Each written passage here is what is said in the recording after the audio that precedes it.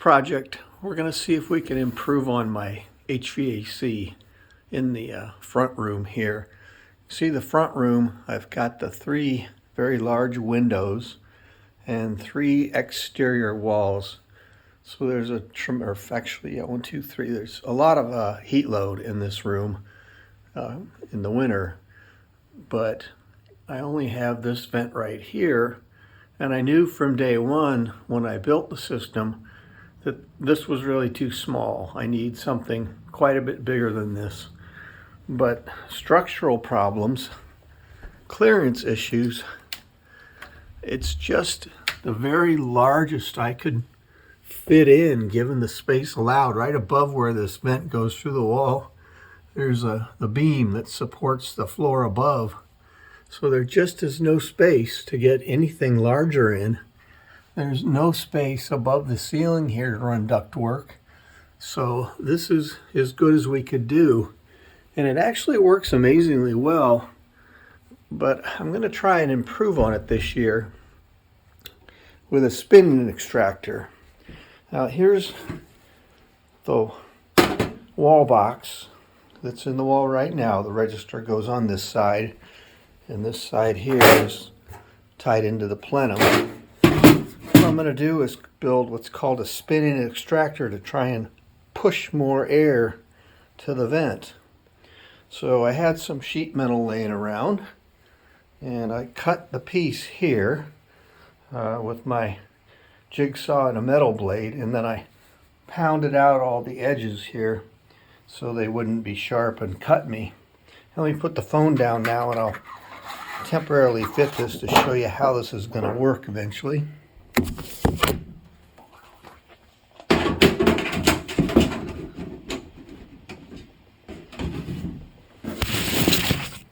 So when I'm done, this is the way it'll fit, and then I'll have to screw it from the inside because the only access I have is from the inside here.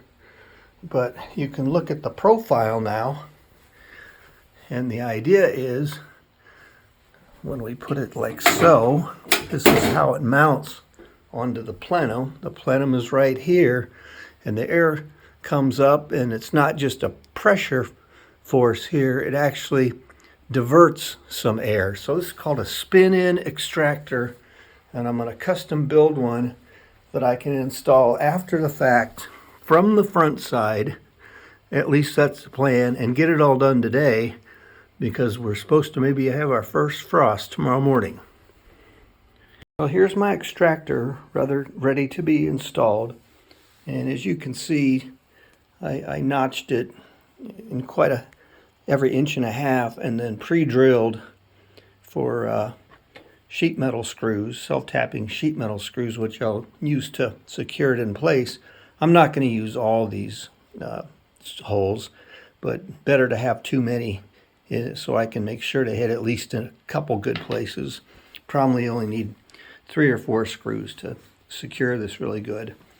Now, once I get it in and positioned, I want to pre-drill the holes from the inside out, and the way I do that is with my right angle drill attachment, which I bought to work on my sister's cabinets. And that takes the drill goes out this way, and then this turns at 90 degrees, so I can get in like so and drill where I need to. And then the drill bit pulls out, it's hex fit, and then I have, these are magnetic hex driver, and that goes in, and then sheet metal screw magnetically held, and that works out really good being magnetic because I don't want to drop anything into the inside of the plenum, down into the furnace. So the magnetic aspect really helps me here, keep me from inadvertently dropping a screw down into the furnace. That's the plan, at least. We'll see how it works out. Alright, so here's the wall outlet here, and you can see how it goes straight into the supply plenum. This is actually the top of the furnace right there, And we're going to put the spin-in extractor right here to try and catch more of the air that's coming up here.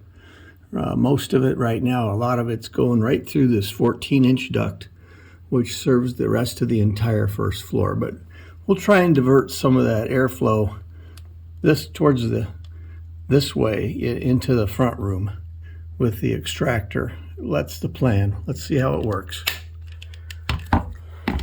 Okay, the project went well. The spin-in extractor is in. You can see how it extends back into the plenum here, and that should significantly increase the amount of airflow coming through this front register out into the living room. There's only one other thing I could do that I'm debating.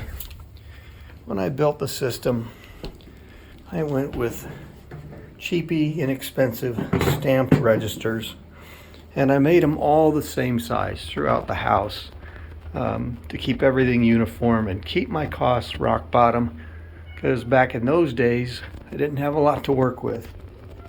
This is the one for the living room, and you can see to maximize the airflow I've completely removed the damper in back, and I've straightened out the blades with my needle nose pliers. But there's much higher quality registers available with much greater flow capability, and also like this one, I need to really damper it down. On the back side they have much better damping capability.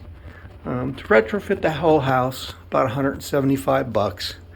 I'm toying with the idea. Then again, in these times of high inflation and everything being so darn expensive, I don't absolutely need it. Maybe I won't do it. We'll see.